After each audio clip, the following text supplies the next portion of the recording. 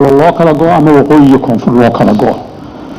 haddii markaa taasi qalbigeenna ay ku jirto oo isku raacsannahay waxaan doonayaa inaan idin akhriyo dastuurka qura ee Soomaali iyadoo xora oo la khasbeen ay u codeysay waxa ku qornaa midnimada macnaheedu wuxuu yahay haddii taa la jabiyo maxkamad haddii la isla tago waa la inaga gelin doonaa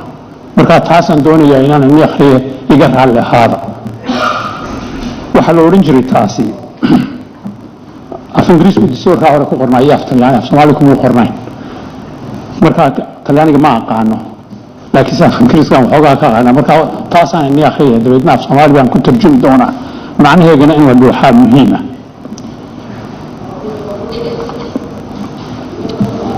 waxa la oran jiray the Union Act ama qodobka midnimada ee dastuurka dadka Soomaaliyeed iyagoo xora oo military khasbeen oo warlords khasbeen oo cid kale khasbeen ay u codeeyeen waxay oranaysaa the state of Somaliland and the state of Somalia do hereby unite of fiirsada kelmadaha wada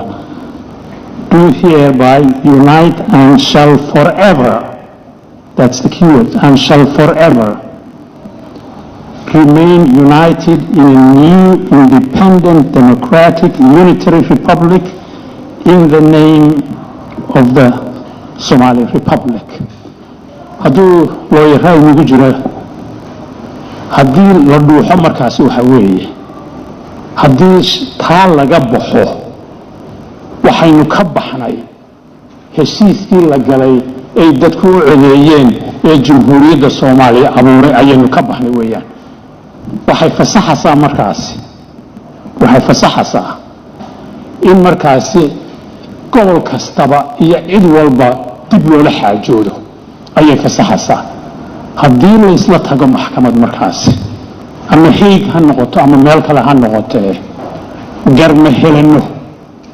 kuweena doonaya midnimada iyo walaaltinimada Soomaaliyeed inay waarto iyo islaasho garma helano